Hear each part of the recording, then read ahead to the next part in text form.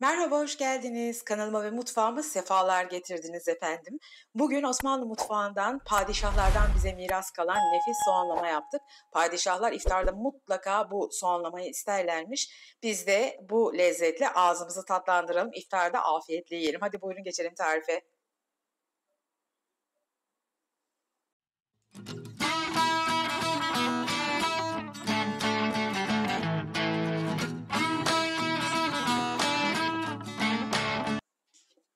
Sadece 2 malzeme dedik. Soğanlarımız ve yumurtamız. Başka bir malzememiz yok. Hemen şimdi soğanlarımızı, kabuklarını soyup güzelce yıkadıktan sonra soğanlarımızı piyazlık olarak doğruyoruz. Ne ince ne kalın. Şu incelikte.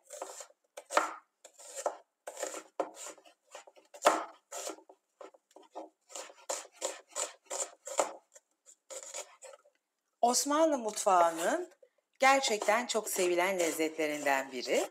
Padişahlarımız özellikle Ramazan'da iftar sofralarında bu yemeği mutlaka istiyorlarmış. Tabii bütün gün oruçlu oldukları için büyük ihtimalle yumurta istiyorlar ve bu yemek gerçekten çok büyük keyif vererek yedikleri, keyif alarak yedikleri bir yemekmiş.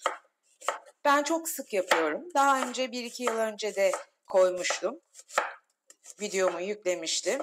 Ama yeni gelen arkadaşlarımız var, yeni abonelerimiz var. Onlara da göstermek istedim. Hem de aynı zamanda unutanlara da bir hatırlatma yapıyorum. İftarlarında mutlaka bir denesinler, bütün ailelerini mutlu etsinler. Şimdi tavamı ocağa aldım ve altını yaktım. Kızdı tavam. Şöyle hemen 2-3 yemek kaşığı kadar zeytinyağımı alıyorum. Ve doğradığımız soğanları ilave ediyoruz. Tavayı kızdırdıktan sonra ama. Soğuk tavaya atmıyoruz.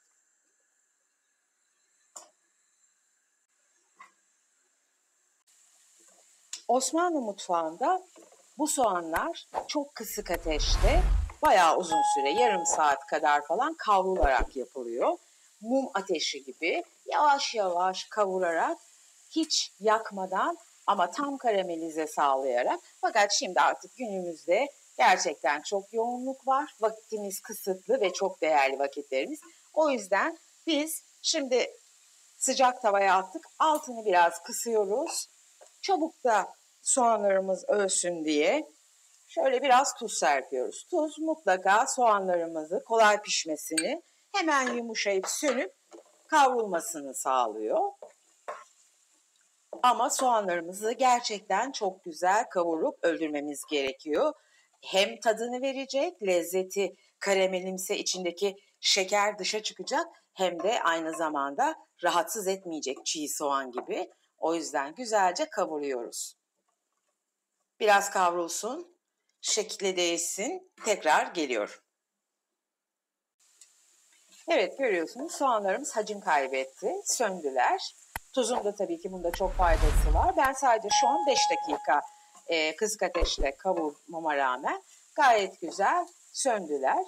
Şimdi bu yemekte önemli olan soğanlarımızı yakmadan yavaş yavaş karamelize etmek. Dolayısıyla bunun için de sık karıştırmak, kısık ateşte yapmak da önemli ama daha hızlandırmak için de sadece çeyrek bardak suyumu ilave ediyorum. Ama soğanlarım söndü ve biraz kavurduktan sonra yapıyorum bu işlemi. Direkt soğanımın üzerine atmıyorum. Şimdi kapağımı kapatıyorum. Bir 5-10 dakika suyuyla beraber iyice böyle kontrollü olacağım ama ara ara kontrol edeceğim. Soğanlarım iyice yumuşayacak ve kavurma işlemine devam edeceğiz. Evet, yaklaşık bir 5-6 dakika kadar gayet güzel buharla soğanlarımızı yumuşattık. O koymuş olduğumuz çeyrek çay bardağı suyumuzu gayet güzel emdi.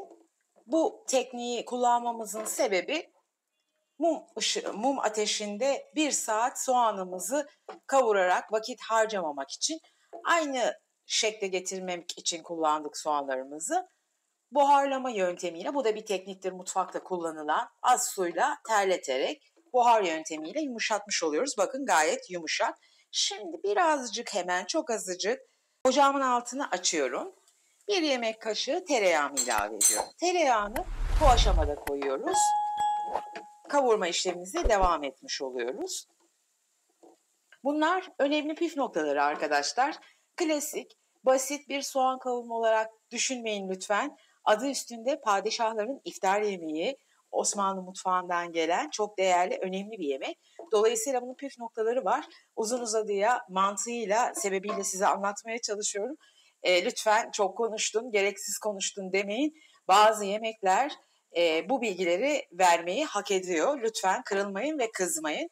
Ama her şey de o kadar 1-2 dakikada tüketilecek kadar kolay ve basit değil. Yüzyıllardan beri gelmiş bir Osmanlı yemeğini hemen 1-2 dakikada yapıp geçirip de anlatmanın bir anlamı yok. Tam mantığıyla, tam püf noktalarıyla size vermek istiyorum. Tereyağım eridi. Şimdi kavurma işlemine devam ediyorum. Bir 3-5 dakika daha soğanımı kavuracağım ama gördünüz gayet güzel soğanlarım artık öldüler. Karamelize olmaya başlayacaklar şimdi. Yakmamak, tekrar söylüyorum, önemli. Soğanlarım neredeyse erime aşamasına geldi. Hiç yanmadan gayet güzel yumuşadılar. Şimdi baharatlarını ekliyoruz. Olmazsa olmaz baharatlar. Yarım çay kaşığı tarçın, yarım çay kaşığı yeni bahar. Bu dolmalara koyduğumuz baharat. 1 çay kaşığı da kırmızı toz biber. Bu baharatla nefis bir lezzet alacak soğanlarımız. Biraz da şimdi ben karabiber çekiyorum. Eğer ki evinizde çekme karabiber yoksa yarım çay kaşığı, çay kaşığının hemen ucuyla da karabiber koyabilirsiniz.